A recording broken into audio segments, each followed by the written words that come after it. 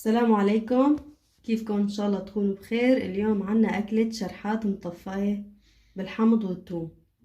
هلا بالبداية بدي اعمل كريم ثوم. بدي احط الثوم وراح احط فوقه ملح وحمض الليمون، وراح احط فوقه معلقة كبيرة لبن. بدي احط بياض بيضة.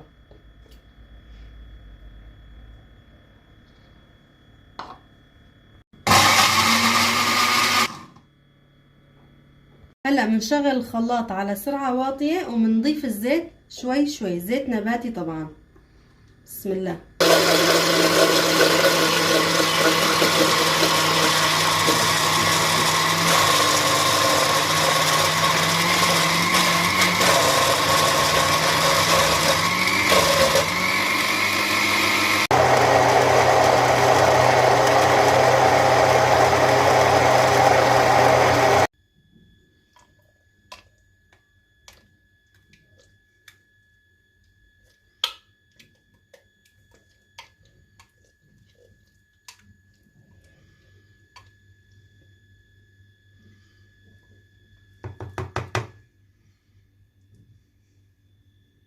هلا هون عندي نص كيلو من صدور الدجاج، وعندي ليمون، وعندي قرن فليفلة طبعا هاي اختياري، وفي عندي توم.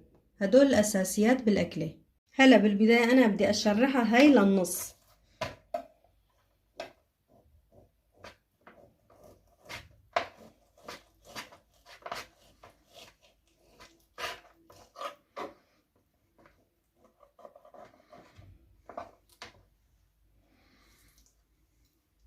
هيك يعني بحيث ما تكون سميكة كتير ولا رقيقة كتير. هلا أنا هون بدي أبخشها شوي بالشوكة حتى تدخل النكهات بقلبها أكتر. أنا ما بدي أدقها، بس بدي أساوي هاي الحركة هيك. هلا بدي برش ليمونة وحدة، بس بدي اخد الصفار، ما بدي اوصل للبياض لانه البياض فيها طعمة مرار.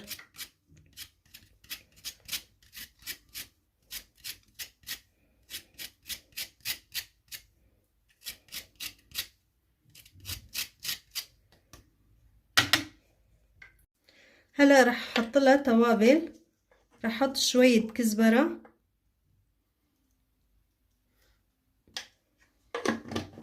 اقل من معلقة صغيرة يعني نص معلقة تقريبا. رشة فلفل احمر، رشة فلفل اسود، ورشة كمون، ورشة فلفل ابيض.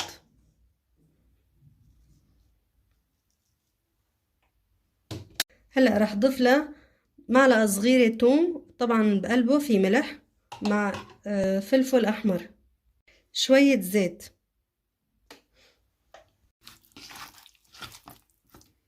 بدي اضيف قطعة زبدة، فيكن تضيفوا زيت، فيكن تحطوا زبدة. هلا هون بلش يدوب عندي الزبدة، رح ضيف الشرحات.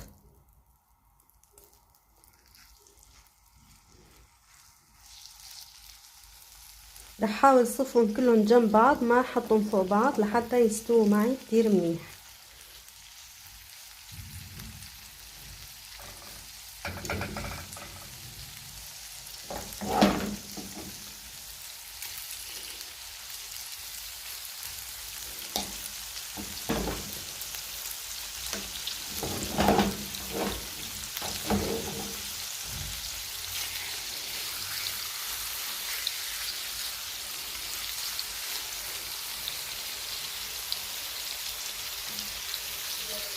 هلا انا وسعوا معي كلهم بنفس الطواية. اذا انتم عندكم كمية كتيرة فيكم تسووها على دفعتين. هلا رح استنى عليهم لحتى ياخدوا لون من تحت، بعدين بقلبهم. هلا هون اخد معي لون من تحت، رح بلش اقلبهم للجهة الثانية. طبعا النار ضروري تكون عالية لحتى الدجاج ما ينشف من جوا.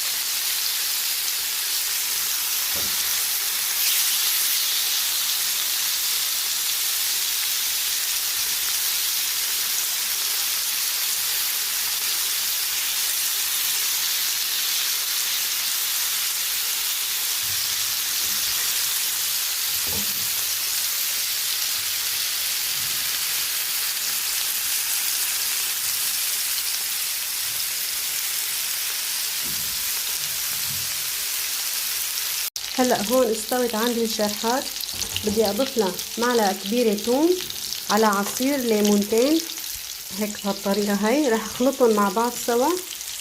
حطيت عصير ليمونتين مع معلقه كبيره من ثوم المهروس طبعا مع ملح ونص قرن فلفل.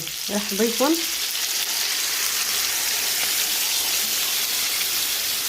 هلا رح غطيهم شي دقيقتين وبعدها بتصير جاهزه.